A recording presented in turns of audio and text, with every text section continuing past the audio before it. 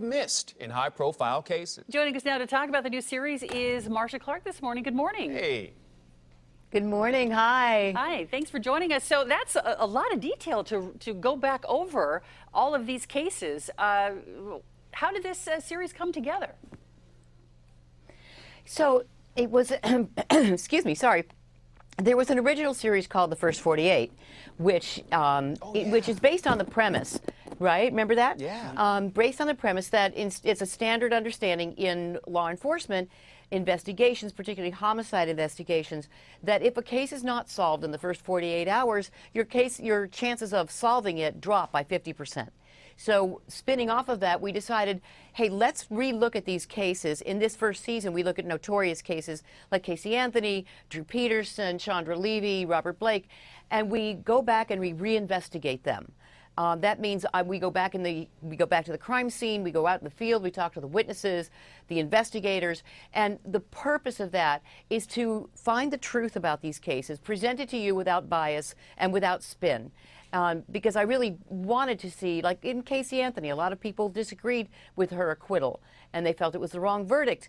But I thought, you know, proof beyond a reasonable doubt is the real standard here. We don't convict people just because they look like they might be guilty or we think they might have done it. And maybe the jury got it right. So I go in with an open mind and go and reinvestigate the case. And we found some really surprising new evidence that I think might have actually changed the verdict. Really? Interesting. Yeah. Was there any pushback from people? I mean, this has been investigated in the past. It was in the past. Or is there any pushback from people going, why are we doing this again? No, we never did get that. It's interesting. Everybody was really, there was a great deal of fascination with it, feeling like, no one has time to just sit and watch court proceedings day after day after day. And what we usually do is get our information about these cases from the news.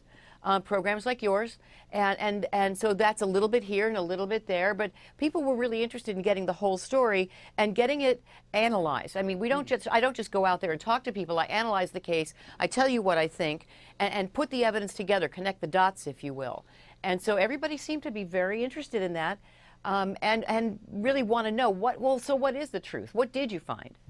Now, Marcia, you are probably forever going to be associated with one of the most popular cases in the history of the United States judicial process. How do you feel about always being connected with that case? Do you embrace that? Are you trying to shake that now? How do you feel about this decades later?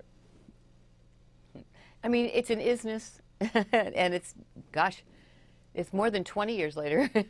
But it just is. You know, I mean, look, I was involved in a case that was kind of a shared experience for all of us, and it was a very, it was heavily covered, and that was a point in history, a moment in history, and it is what it is. I don't feel like what can you say?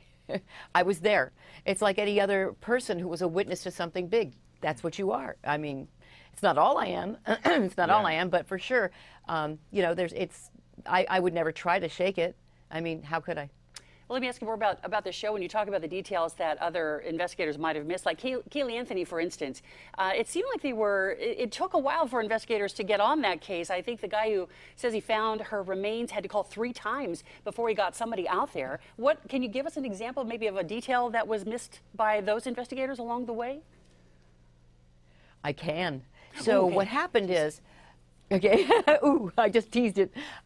So what happened is, the prosecution expert actually examined the family desktop computer, but she only checked one of the 2 browsers. There was Internet Explorer and Mozilla Firefox.